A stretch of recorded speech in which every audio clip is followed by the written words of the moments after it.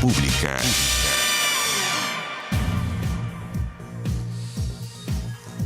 ¿Cómo están ustedes? Muy buenas noches. Bienvenidos a Vía Pública. En un partido que estuvo marcado por un penal errado por la U, otro anulado por el VAR para Colo-Colo. Los albos se coronaron campeones de la Copa Chile, venciendo justamente a la Universidad de Chile por 2-1. La U fue mejor en los primeros minutos, según los expertos, los que lo analizan y los que lo vieron. De hecho, tuvo la opción de abrir el marcador a los 21 minutos. Un penal que erró Ángelo Enríquez. Bueno, están fríos, están duros los jugadores todavía, así es prácticamente pretemporada esta. Sin embargo, Colo-Colo aprovechó ese desperdicio, remontó, anotó a los 28, 7 minutos después, con gol de Marcos Volados. Y 3 minutos más tarde, después del tanto de Javier Parragués. Bueno, la U tuvo su descuento recién al minuto 95, gracias a un gol de Matías Rodríguez. Colo-Colo suma su título 2 en Copa Chile con la primera Copa de este año y enfrentará a Católica entonces en la Supercopa, porque Católica es el bicampeón del torneo largo y Colo-Colo de la Copa Chile. Además, mantiene un invicto de 7 años y 15 partidos sin perder en tiempo reglamentario ante su archirrival. Esas estadísticas duelen para los rivales que les toca perder. ¿Por qué tan preocupados por el fútbol? Bueno, es una final. 2, porque juegan los 2 equipos más populares de Chile. Pero 3, porque vuelve el fútbol.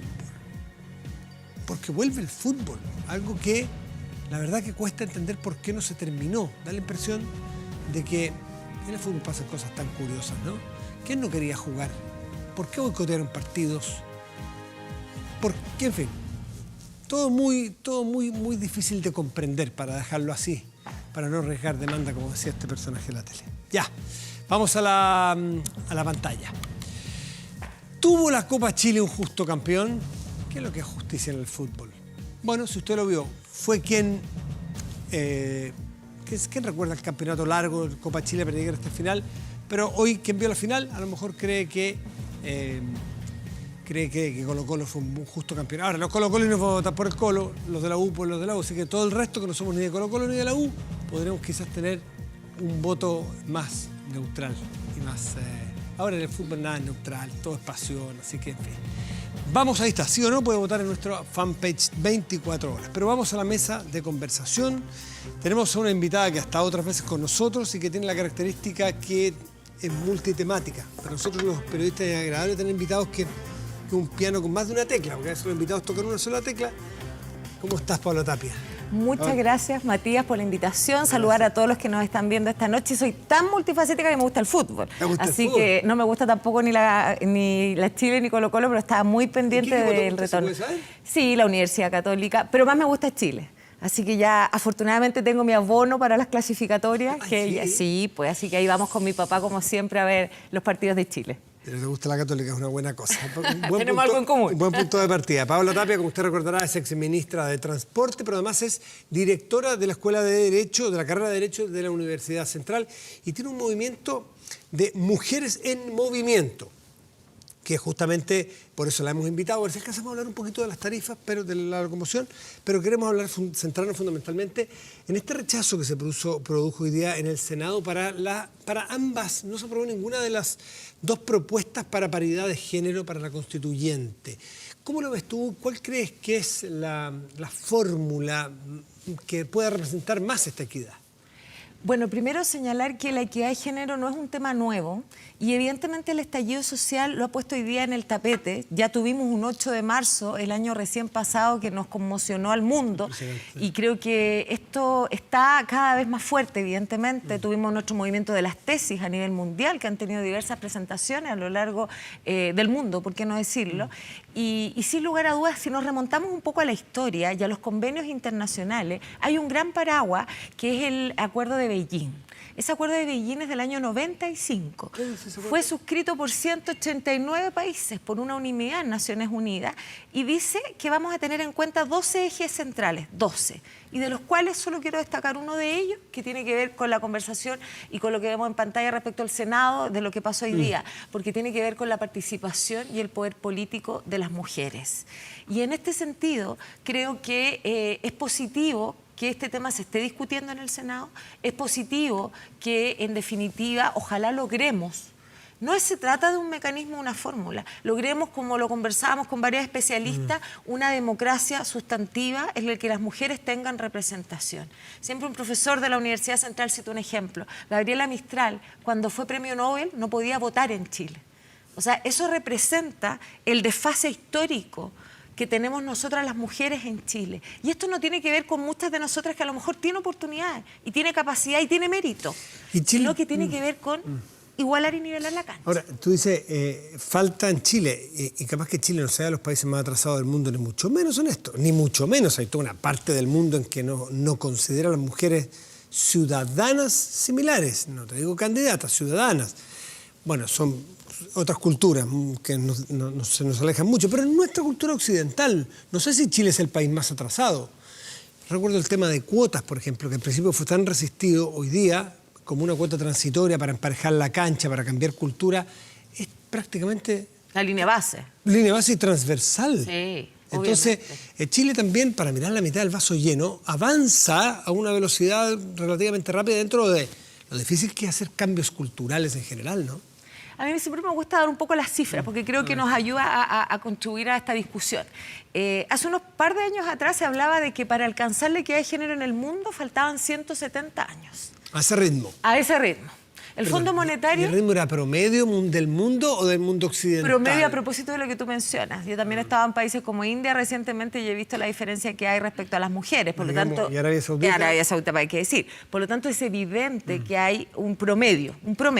170 años. Pero a propósito de lo que tú mencionas de que hemos ido avanzando rápidamente, el Fondo Monetario Internacional acaba de hacer una, entre comillas, actualización y ha hablado de 100 años. Pero todavía son 100 años. Entonces la pregunta es, ¿qué hemos hecho en Chile? Muy bien, hicimos ley de cuotas. Y esa ley de cuotas nos permitió por primera vez tener mayor representatividad en esto, en el Congreso Nacional. Muy poquito. 23%. Sí, pues, tenemos hoy día promedio Cámara de Diputados, Senado. 23%. ¿Y era 15 la...? Era 15. Era la Cámara anterior, ¿no? Era 15 en la elección anterior. Puntos Logramos subir con la ley de cuotas, pero... El PNUD, el Programa de Naciones Unidas, hizo un estudio de cuánto habían aportado los partidos políticos económicamente a esas candidatas. Y las cifras son desalentadoras. Solo 1/3 del presupuesto de los partidos contribuyó a candidaturas de mujeres. Digámoslo, porque esta ley que exigía, la ley, si tú me corriges que eres abogada, indicaba que ni uno de los dos sexos podía tener menos del 40% de los candidatos. De los candidatos de la lista, de la papeleta, digámoslo. Ninguno, ni hombre ni mujer podía tener menos del 40%. Pero muchos partidos a última hora consiguiendo mujeres en cualquier parte para llenar cupos, no para cumplir el espíritu de la igualdad, sino que, mire, me faltan 3 mujeres. No, yo no quiero, no importa, si usted tiene que estar en la lista para cumplir. Exactamente. Eso era. Esa es la esencia del problema y por eso yo te decía que con las especialistas hemos hablado, lo hacía ahora recién con Verónica Aranda, que es socióloga de la Universidad de Chile, y decíamos, esto no es un tema de mecanismo o fórmula. Esto es un tema de qué queremos de democracia. Porque si vamos a estar mujeres, ¿para qué vamos a estar con cosas? Para que salgan en la foto. Porque hoy día cuando tú vas a organizar un seminario te dicen, no, pero te falta una mujer. Vamos a sacar una foto, te falta una mujer. Sí, pues. Pero la pregunta es qué hay detrás de eso. Por eso vuelvo a la idea central de que la democracia representativa y sustantiva y el verdadero cambio lo tenemos que dar dando un paso más adelante. Tú me preguntabas qué pasa con el resto de los países. Latinoamérica, Uruguay, Argentina, han sido países que nos llevan mucho más ganado en este espacio y en los cuales tenemos que mirar. Solo te voy a dar otro ejemplo, Bolivia. Bolivia tiene más de 50% de mujeres en el Congreso. Entonces, ojo... ¿Una ley de cuotas especial o se dio naturalmente? No, también, obviamente, bajo la lógica de una ley de cuota, bajo la lógica de exigencia. Entonces, lo que se produce hoy día con esta votación también refleja los quórum exigidos por la Constitución, porque lo que estamos haciendo, para lo que nos están escuchando hoy día, es una reforma constitucional. Y esa reforma constitucional requiere 3/5 de los senadores que están hoy día en ejercicio, y estamos hablando de 25 votos. Y hoy día, para las posiciones, se dio, bueno, en general, digamos, hablemos de 24 votos. Se dieron, claro. 24 votos. Bien, A la ¿verdad? posición que venía, había un mecanismo planteado desde la Cámara de Diputados y otro que planteó la oposición, y ninguno de los dos logró los 25 votos. Claro, el que venía planteado por la Cámara de Diputados, la verdad es que era el de la oposición, y el oficialismo lo que buscaba era la lista cerrada. Pero dije oposición, es la Cámara de Diputados y el oficialismo, quise decir. Disculpe. Exactamente. Entonces, de nuevo, para explicar, tenemos que avanzar, yo creo que en eso hay un acuerdo transversal.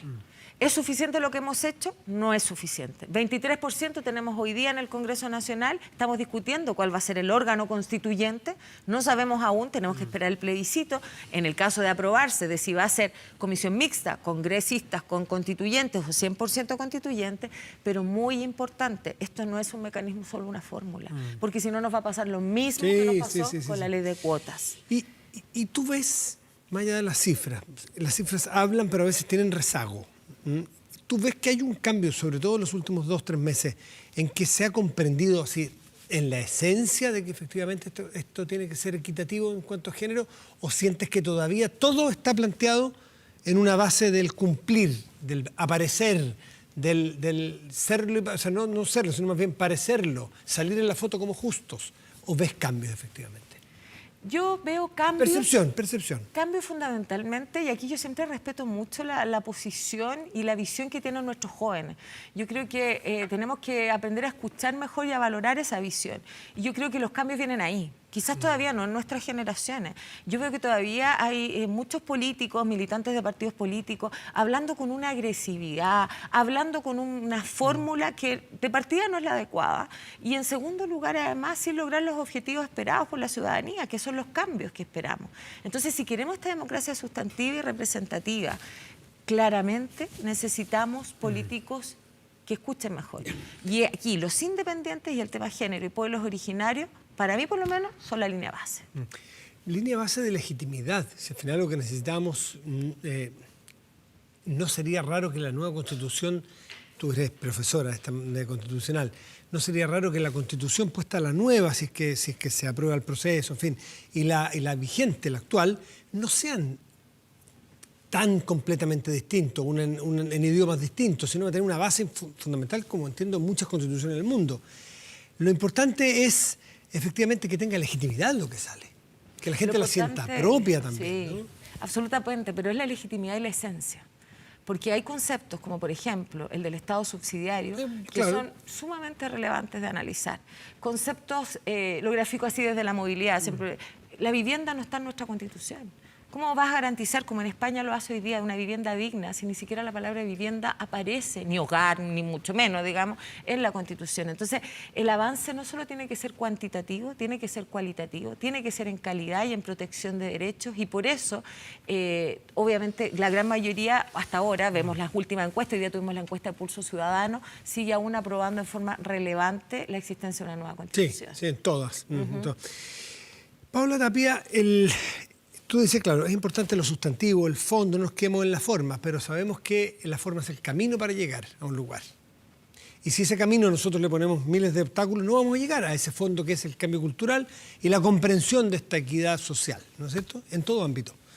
Pero este camino está planteado con alternativas, y las alternativas es cómo logramos el que las candidaturas sean y los resultados sean equitativos. ¿Cuál es el mecanismo que a ti más te hace sentido?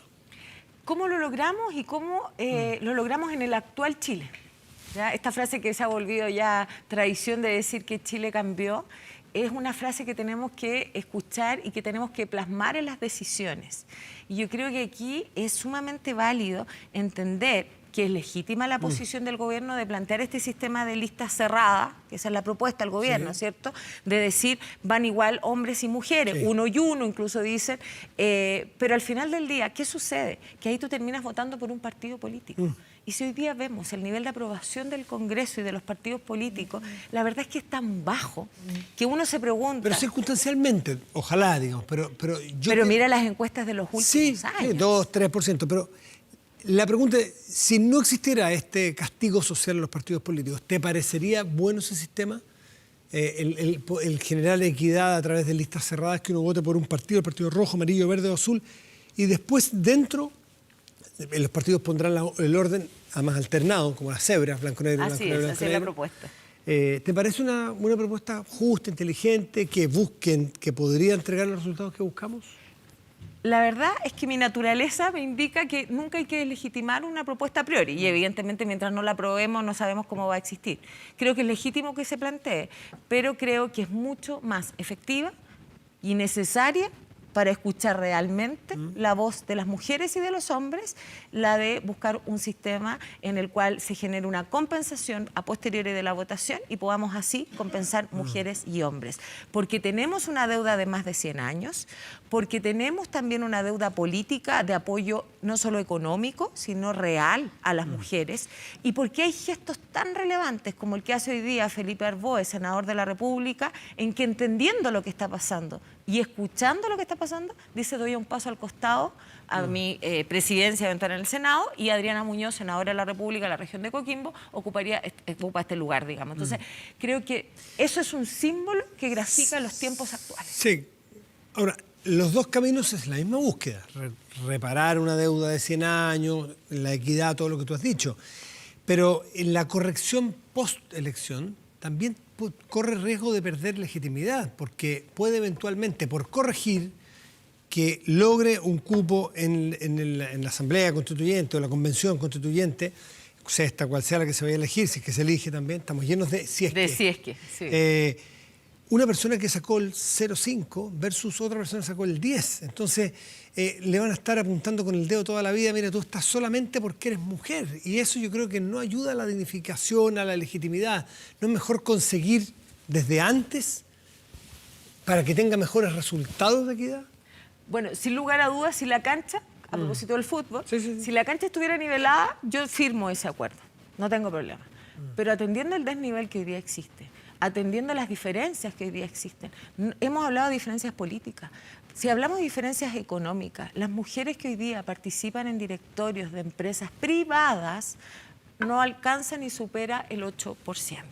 Claro. Si hablamos, por ejemplo, de quien se encarga del cuidado de menores, de los adultos mayores, de las personas en situación de discapacidad, un 78% son mujeres. Si hablamos de hogares homoparentales en que una mujer es la que saca adelante sola esa familia, supera el 57% y yo te aseguro que es mayor. Entonces, cuando esas cifras, que no son cifras, son personas que al final del día están detrás y están sacando adelante esa familia. Y tú me dirás, bueno, a lo mejor esa mujer no se va a presentar de candidata a la constituyente. Y yo te digo, a lo mejor no. Pero ¿por qué no puede ser concejal en un municipio? Entonces, si no generamos los cambios estructurales hoy día, vamos a tener que no esperar 100 años, 200 Sí, pero Paola, lo que quiero pensar yo es que las dos propuestas buscan cambios estructurales.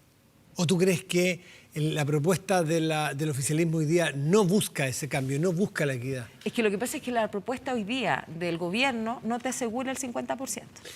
No, pero pueden dar el 40%. Entiendo que es que va uno y uno, entonces depende el par o impar, cada vez más técnico. Pero no te lo asegura. Y yo te doy un ejemplo, ya que no me gusta generar autorreferencias, no creo que los abogados tengamos la razón, pero el Colegio de Abogados implementó un sistema así que hizo que ocurriera lo contrario y hubo mujeres que no pudieron ejercer como consejeras del Colegio de Abogados porque la regla fue la de 50 y 50 y tuvieron que dar incluso un paso al costado para la presidencia del Colegio de Abogados. Entonces, te quiero decir que no anda tan lejos la regla si los mismos abogados se dieron esa regulación. Jorge Correa en el diario, no sé si lo leíste, decía que que criticaba ese sistema del Colegio de Abogados, decía que solo Chile y otro país, creo que era el Congo, por ejemplo, eran los únicos dos países en el mundo que tienen este sistema, haciendo una alusión a que no es muy común ni le parece que sea muy bueno. No genera equidad, no asegura equidad el sistema que propone hoy día el oficialismo, pero puede andar por el 45-55, en un rango de bastante equidad. ¿O tú crees que tiene que ser realmente 50 y 50. Vuelvo al punto de origen. Si la cancha hoy día fuera, que tuviéramos una cancha que estuviera pareja y no estuviera con el desnivel que hoy día te facilita si fuera un taca-taca el gol, creo que... Y respecto a lo que dice el profesor Correa Sutil, digamos, evidentemente que no, respetar todas las opiniones. Yo he estado con él en conferencia y que él también dice, yo tengo un tema generacional, tengo un tema muy fuerte, entonces, más que por caricaturizar, yo creo que aquí lo que tenemos en concreto es que ver y reconocer las diferencias que hoy día existen. Hoy día, no te estoy hablando cuando Gabriela Mistral no pudo votar siendo premio Nobel, sino hoy día existen por esta desigualdad de género. Entonces, creo que en definitiva hay que buscar el mecanismo eficiente y hay que seguir dialogando. O sea, a lo mejor este gesto de que los partidos políticos de uno u otro sector se pongan de acuerdo, conversen, cedan espacios, sean fórmula, es también si vamos a alcanzar el objetivo final, que es esta democracia más representativa. Paola, quiero en los últimos minutitos aprovechar tu condición de ex ministra del Transporte. Además, trabajaste muchos años en el Ministerio de Transporte. Así es, sí. Muchos, llegaste a ser ministra, pero trabajaste en Fiscalía, me imagino. Y en varios otros lugares. Y en varios gobiernos. Sí. ¿Sí? De distintos signos. De distintos signos. Técnica en la materia. Hoy día escuchaba a la ministra Hut, no sé dónde la escuché, pero en la mañana la escuché en alguna entrevista, no me acuerdo en qué lugar era, me encantaría citarlo, si es que me acuerdo de dónde fue. Bueno, que le preguntaban básicamente en la parte donde la alcancé a tomar, si al final, que había una preocupación de que ¿cuándo va a poder actualizarse las cifras o las tarifas del transporte público? Porque va a quedar con un estigma. El ministro de Transporte o Gobierno que sea, el siguiente o el subsiguiente, se la va a pensar 3, 4, 5 veces antes de subir, porque sabemos que fue la chispa que encendió este estallido social. No es la causa, pero es la chispa. Pero tampoco podemos tener eternamente, si suben los costos, una tarifa sin actualizarse. ¿Cómo se puede hacer eso políticamente? Bueno, es bien difícil y de nuevo, si volvemos al tema de las mujeres, la gran mayoría de las mujeres usa transporte público, más de un 52% usa el transporte público, más de un 65% de los viajes de las mujeres son con ocasión de cuidado en el transporte público. Entonces, aquí también hay que tener una preocupación por las personas más vulnerables y por lo que significa pagar una tarifa, ¿ya? Y en ese sentido, creo que es legítimo revisar los esquemas, pero creo que hoy día la prioridad es otra. La prioridad es que ya debería estar operando la rebaja de adulto mayor, que está prometida, que está establecida en la ley de presupuesto. Creo que la prioridad también es conocer y transparentar las cifras no solo de evasión, que obviamente han subido considerablemente, sino también el gasto que ha representado haber postergado la licitación de transporte público por ya casi 2 años. Por lo tanto, aquí lo importante es la contención del gasto. Si yo autorizo como ministerio menos gasto, el panel de expertos difícilmente va a decretar una alza de tarifa. Si se revisa el mecanismo a través del cual se generan estas alzas, difícilmente el panel de expertos va a aumentarla. Entonces, no llevemos esto a un tema netamente técnico, con un órgano como es el panel de expertos, que es independiente y que es bueno que exista. Bueno, cambió después del 18 de octubre, ahora la posibilidad de que el presidente o presidenta de la República puede tomar la decisión de no... la decisión, claro. Más que cambió, yo siempre, y sostengo así, porque esto redactamos muchas de las leyes, creo que siempre lo pudo hacer, creo que no era necesaria una ley, eso está establecido de alguna forma en la ley de subsidio, es un tema de interpretación. Pero más allá de eso, lo importante aquí, si tenemos la mirada de futuro, es inmediatamente realizar las licitaciones pendientes, inmediatamente generar una contención del gasto, evitando seguir con los tratos directos y compras a puerta cerrada, transparentando la información y a partir de ello buscando un mecanismo en el Congreso, porque va a tener que presentarse una nueva ley que va a tener que aumentar el subsidio y que es bueno que exista el subsidio. Ojo con eso, siempre se habla de esta caja sin fondo, de que esto no va a ninguna parte. Pero no puede ser infinito ningún subsidio. No puede ser infinito porque además los recursos son escasos, lo sabemos, aquí hay que esta educación, esta salud, esta pensión, como prioridades de la ciudadanía. Por lo tanto, ese incremento tiene que ser gradual, pero también tiene que ser bien responsable para los futuros gobiernos y para que esto se pueda seguir financiando, porque lo contrario, Chile no se termina en este periodo de gobierno, viene un futuro y ese futuro lo tenemos que construir entre todos.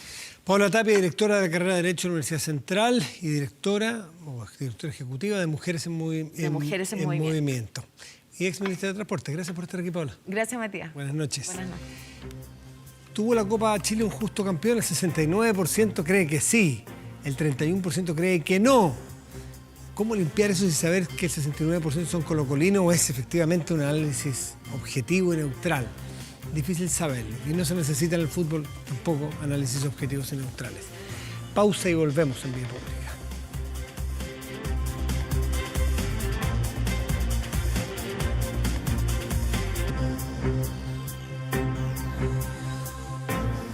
Bueno, hasta ahora se sabe de 17 personas que han muerto en el mundo. Desde el principio de enero se conoce este nuevo coronavirus, que claro, tiene alertado a una parte de la población, sobre todo allá en Asia, en Oriente, la alerta es mucho más grande. Y nosotros en la periferia del problema, podríamos decir, también muy atentos a saber qué es lo que va a pasar, si es que va a llegar, se especulaba que podía haber llegado a Bogotá, Colombia, en fin, pero también saber qué grado de gravedad puede tener, qué medidas se van a tomar. Por ejemplo, desde la Organización Mundial de la Salud se hablaba de la posibilidad de que se tome la medida de una emergencia internacional en esta materia. Bueno, vamos a hablar con el representante justamente de la OMS, Fernando Leanes. Muchísimas gracias por estar aquí, Fernando. Buenas noches. Gusto, Matías, ¿cómo estás? Igualmente, pues. Partamos por esa última parte, por lo que estuve leyendo, que la OMS puede eventualmente crear una alerta, una alarma. Una emergencia de salud pública de importancia internacional. Eso quiere decir ¿qué escala es eso? Que eso es lo más alto. Esto se dio 5 veces desde que existe el Reglamento Sanitario Internacional del 2005. Se dio por el H1N1, se dio por el ébola en el oeste de África, el ébola en la República Dominicana del Congo, por un brote de polio en Nigeria, y no se dio, se reunió el comité y no lo generó cuando se produjo en el 2012 el MERS, el coronavirus anterior a este, que pasa de los animales al hombre, pasa de los camellos al hombre. Acá estamos en una situación de un mercado en Wuhan, en Wuhan, China, una ciudad de 9 millones de habitantes o poco más, que registra unos 200, 250 casos, probablemente asociados a un contacto animal. Y luego se generan, por personas que viajan, se generan casos exportados de Wuhan. Persona a persona y ya. No. Pero se comprobó ya no que... se sabe. O sea, todavía se supone que ha habido contagio de persona a persona, ha habido contagio de personal de salud, pero todavía eso no está absolutamente determinado. Los casos que se han exportado, vamos a decir, a Estados Unidos, Corea, Japón, Tailandia, esos casos son casos que vienen de Wuhan. O sea, no ha habido todavía generación en otro lugar. Generación, o sea, circulación por fuera de Wuhan. Hoy estuvo reunido el comité del Reglamento Sanitario Internacional con el director de la OMS y no se han puesto de acuerdo en si lo definen como una estrategia, una emergencia de salud pública de importancia internacional. Mañana se juntaban nuevamente. Mañana se juntan y mañana deciden, ¿no? Dijeron que mañana lo van a decidir. Tú dices que dentro de la graduación de estas alertas internacionales es la más alta. Es la más alta, implica que tiene que haber una coordinación mundial para darle respuesta. Si no, o sea, el segundo es que implica que tiene que haber una reacción regional. Y la menor de todas es que con el trabajo del país y de la oficina de la OMS en el país, con alguna ayuda eventual se puede resolver, las más leves. Esta sería la más alta. Y reitero que esto se dio en 5 oportunidades y que de cualquier manera, y más allá de que se tiende a decir, bueno, si el SARS, que fue el que se dio en el 2002, no generó una pandemia, tampoco el MERS, tampoco, no, hay que tomar todas las medidas de contención, hay que pasarse un poco. Porque esto empezó hace 10 días. El primero de enero y el 7... Ahí cerraron el mercado recién, por lo que leí. El 7 de enero determinaron que era un coronavirus, o sea, la información todavía está procesándose y es muy poco tiempo para juntar suficiente información como para saber si el periodo de incubación, o sea, cuántos días tardan en desarrollarse los síntomas, cuántos días desde que se desarrollan los síntomas va a transmitir el virus y cuán potente es para transmitir el virus una persona infectada y con síntomas. Entonces, podemos extrapolar lo que sabemos de los otros virus anteriores, pero no sabemos si vamos a ser certeros. Fernando Leanes, esta máxima alerta que eventualmente se podría dar anunciar mañana o no. Quiero saber cómo afecta al diario vivir de una persona. Me refiero, por ejemplo, a aeropuertos, migraciones, qué sé yo, con definición de poblaciones de riesgo. No cambia. Lo que cambia es que la respuesta no va a ser solamente de China, sino que la respuesta de China y de los países que están teniendo casos, sino que va a ser una respuesta que va a tener que ser financiada globalmente. Eso es, digamos, lo que cambia. Y no sé si la última que se generó, que no fue hace mucho tiempo y estuvimos, creo que, conversando, fue el tema del ébola. El ébola, claro. Claro. ¿El 2017 puede ser?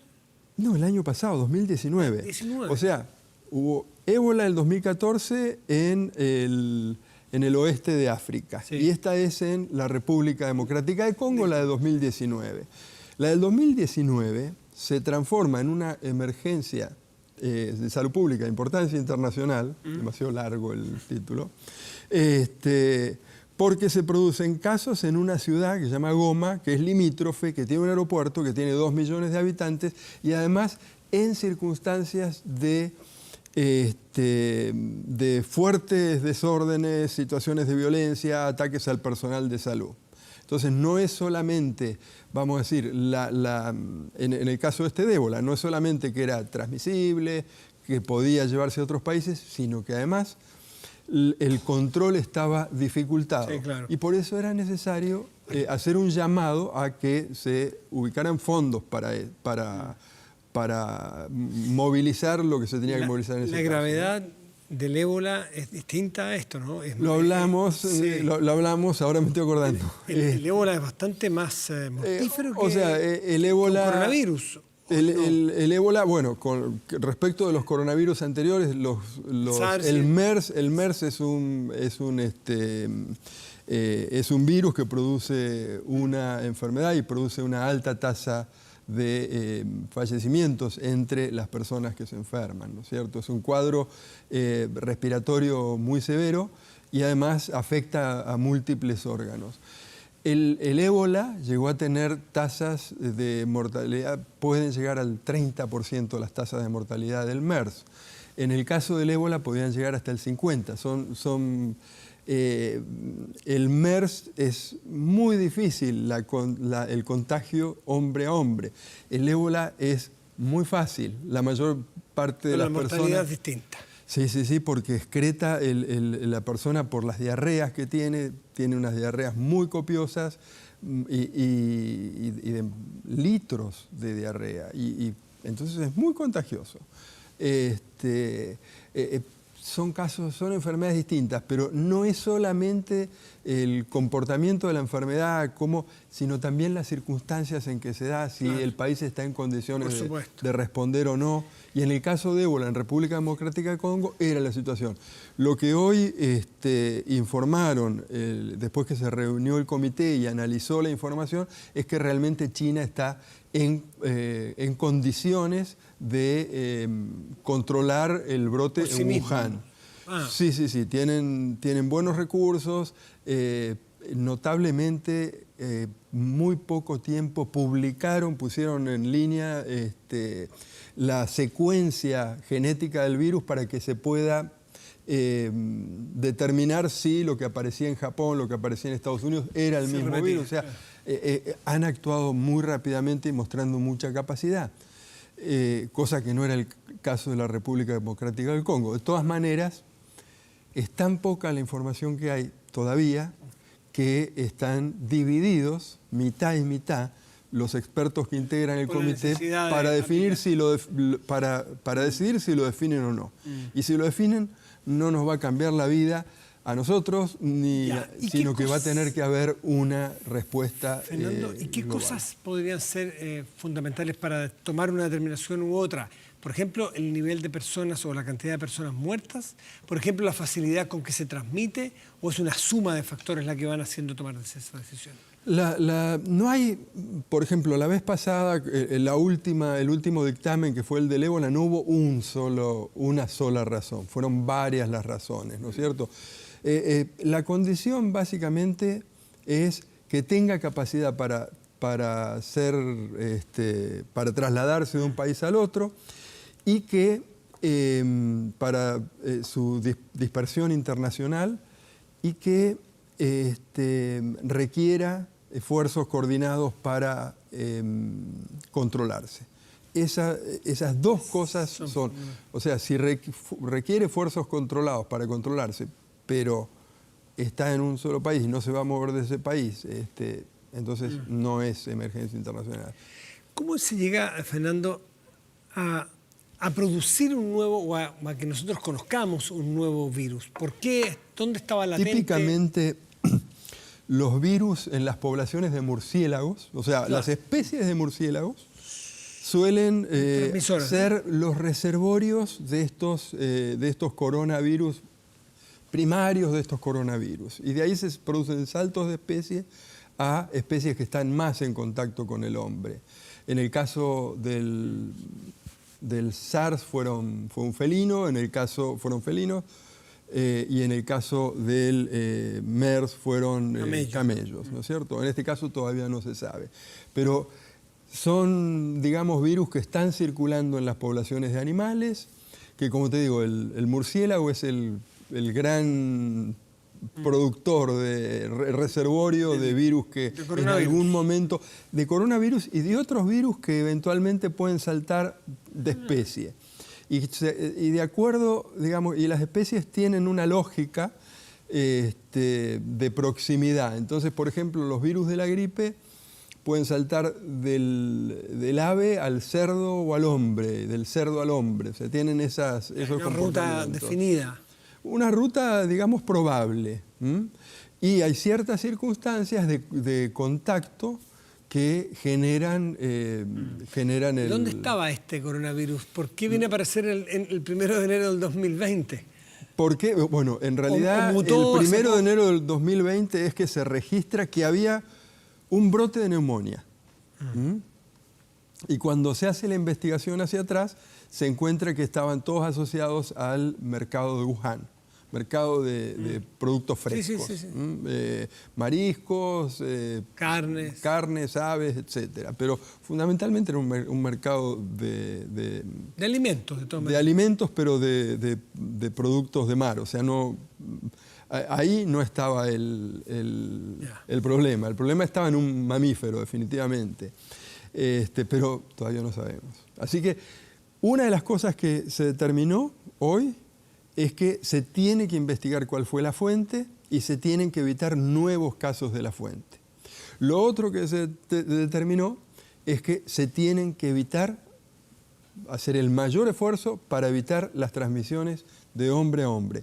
Y sobre todo evitar darle la oportunidad al virus de que genere supertransmisores. Quiere decir que es una persona que tiene, por X motivo, la capacidad de transmitírselo a muchas personas. Normalmente no ocurre, porque normalmente con un virus corona, entonces son cuestiones por las cuales, por lo segundo, por el hecho de que tenemos que dejemos, digamos, a Wuhan, que debe estar trabajando buscando el reservorio animal, pero se tiene que evitar que se transmita de persona a persona. Por eso, y ahí aterrizamos ya a lo que sí nos afecta a nosotros, es que los países tienen que estar muy alertas con los cuadros respiratorios, el personal de salud protegerse al tratar personas, porque en el coronavirus el contacto tiene que ser muy estrecho. De donde estás vos a donde estoy yo, no... Es poco resistente el virus.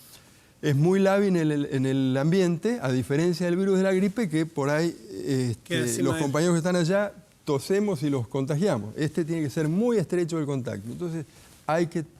Las mismas precauciones que se toman siempre por el virus de la gripe, por el virus del sarampión, que se transmiten por el aire, tienen que tomar más precaución el personal de salud. Y segunda cosa que tiene que hacer el personal de salud es en la anamnesis, en en el diagnóstico, cuando atienden a una persona que tiene un cuadro respiratorio, recabar los antecedentes de viajes. Y si se da la coincidencia de que viene, etcétera, tiene que informar al Ministerio de Salud. Y por eso, y ahí termino con lo que se está haciendo, con lo que se tiene que hacer en los países, las autoridades del Ministerio de Salud tienen que estar coordinadas con las autoridades de migración para poder analizar los flujos, los tránsitos de los vuelos y en caso de que aparezca una situación poder investigarlo rápidamente. Hoy estuvimos en el aeropuerto y realmente la coordinación y la capacidad que tiene la PDI junto con el Ministerio de Salud es muy importante acá. Funciona bien. Funciona bien y te dan, además queda registrado en la computadora de dónde venís y dónde te vas a alojar. O sea, hay muy buena coordinación. O sea, si aparece un caso va a ser fácil rastrear desde dónde viene. Sí. Y de hecho se habían preparado para el sarampión, que es una situación parecida, pero más difícil es en sarampión, porque el sarampión se transmite aún cuando no estás con síntomas. Entonces, es difícil cuidarse entonces. Uno no tiene conciencia. O sea, claro, pero es más difícil para las autoridades donde no se ve. Detectar algo que no están viendo, ¿no? Y entonces, si por ejemplo había un pasajero en el avión, en el caso de sarampión, tienen que rastrear incubando, tienen que ubicar a todos los pasajeros de ese avión. O sea, es bien difícil, por lo tanto, están súper bien preparados para esto, ¿no es cierto? Fernando Leán es representante de la OPS y de la OMS en Chile. Muchísimas gracias por estar aquí nuevamente explicándonos cosas que nos parecen a veces lejanas, técnicas, difíciles, pero que nos interesa porque empieza además a generarse una ola de terrores y de miedos y de psicosis y de mitos respecto de esta. Sí. Así que poner la pelota al piso y con calma. Pero tampoco bajar tanto la guardia. Está muy bien, Fernando. Gracias. Gracias, Matías. Hacemos una pausa y volvemos aquí en Vía Pública.